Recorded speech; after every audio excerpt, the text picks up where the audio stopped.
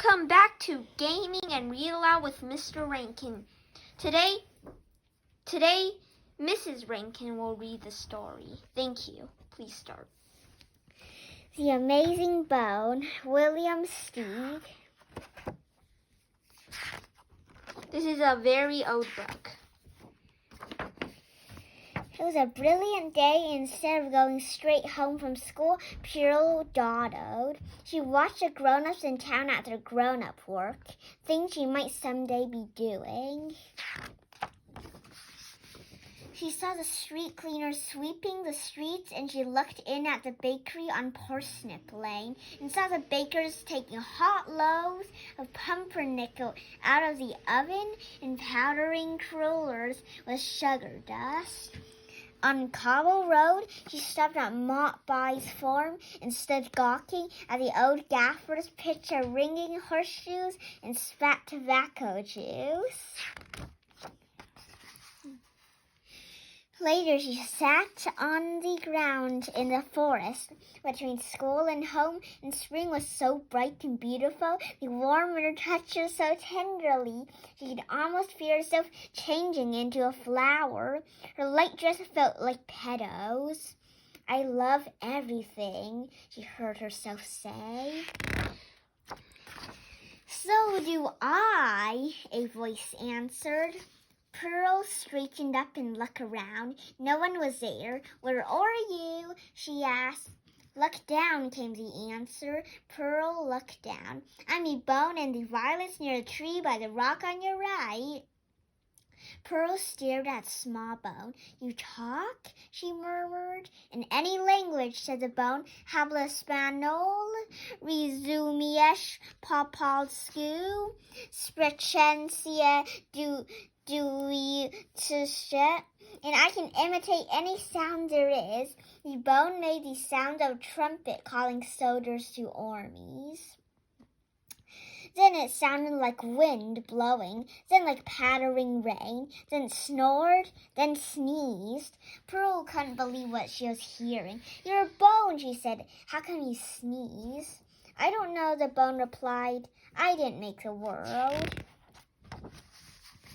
"May I take you home with me, wonderful bone?" Pearl asked. "You certainly may," said the bone. "I've been alone a long time. A year ago come August, I fell out of a witch's basket. I could have yelled after her as she walked on, but I didn't want to be her bone any longer. She ate snails cooked in garlic at every meal and was always complaining about her rheumatism and asking nosy questions. I'd be happier with someone young and lively like you."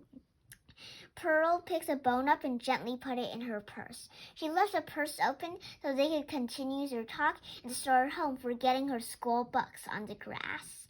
She was eager to show this bone to her parents, and she could guess what would happen when she did. She would tell about the talking bone. Her mother would say, "You're only imagining it." Her father would agree, and then the bone would flabbergast them both by talking. The spring green sparkled in the spring light.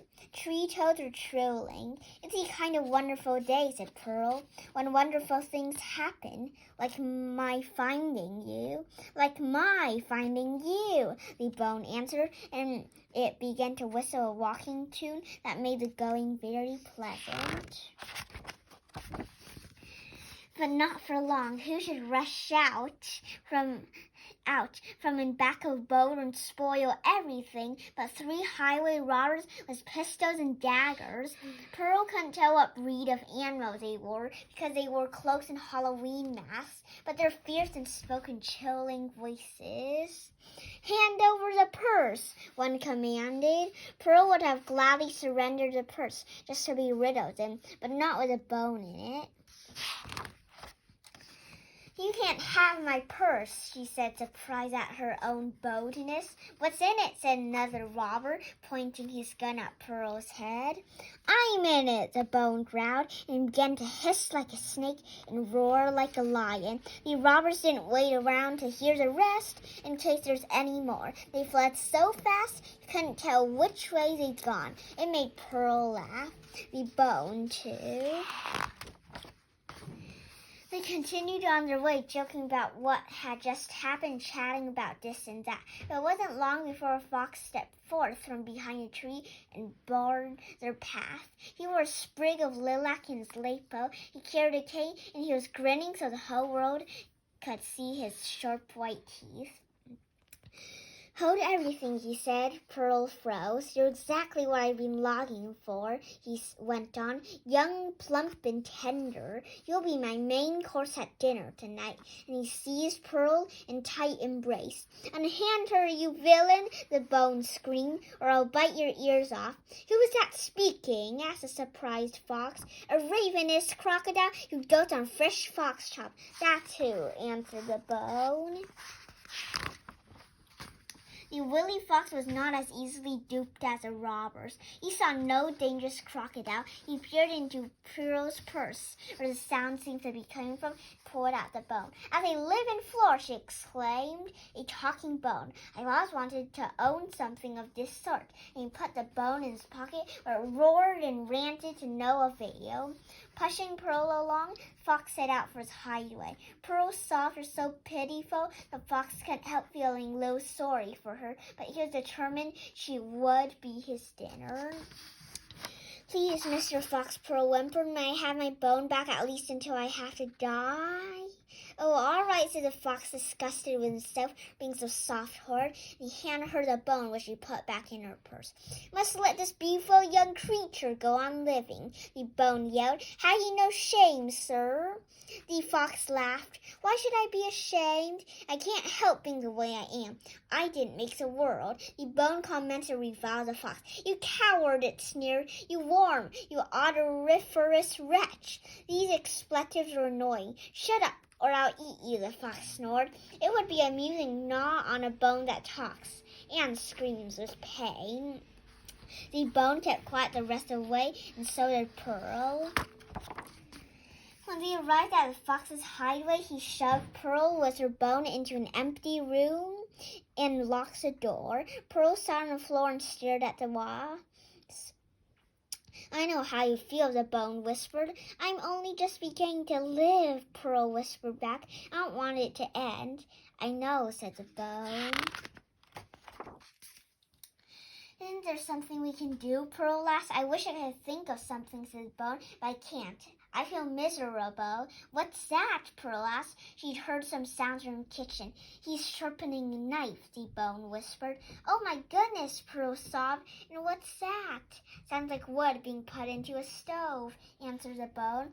"I hope it won't all take too long," said Pearl. He could smell vinegar and oil. The fox was preparing a salad to go with his meal. Pearl hugged the bone to her breast. "Bone, say something to comfort me. You're very dear to me," said the bone.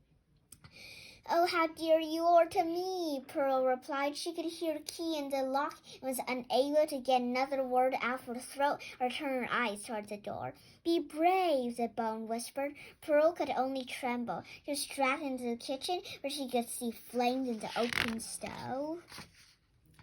"I regret having to do this to you," sighed the fox. "It's nothing personal." "Yabam," said Bone suddenly, without knowing why he said it. "What was that?" said the fox, standing stock still. "Yabam Sibibbo," the Bone intoned. "Jabrakin Sibibbo de Grey," and something quite unexpected took place. The fox grew several inches shorter. "Alabam, Chinook, Biboppet, Gabazo," the bone continued, and miraculously the fox was the size of a rabbit. No one could believe what was happening. Not Pearl, not the fox, not even the bone, whose words were making it happen. "Adunis, Ishkulak, Kibakin, Yabap," it went on. The fox, closed his jaw, was now the size of a mouse. "Scraboon it," the bone ordered, and the mouse, that is, the minuscule fox, scurried away and into a hole. "I didn't know you could do magic," Pearl breathlessly exclaimed. "Neither did I," said the bone. "Well, what made you say those words?" "I wish I knew," the bone said. "They just came to me. I had to say them. I must have picked them up somehow, hanging around with that witch." "You're an amazing bone," said Pearl, "and this is a day I won't ever forget." It was dark when they reached Pearl's house. The moment the door swung open, she was in her mother's arm, and right after that in her father's. "Where on earth have you been?" they both wanted to know. "We are frazzled with worry." Pearl didn't know what to say first. Held up the bone. "This bone," she said, "can talk."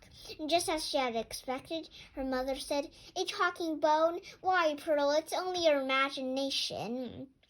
And her father said something similar, and also as Pearl had expected, the bone astonished them both by remarking, "You had an exceptional daughter." Before her parents had a chance to get over their shock, Pearl began telling the story of her day's adventure. The bone helped out.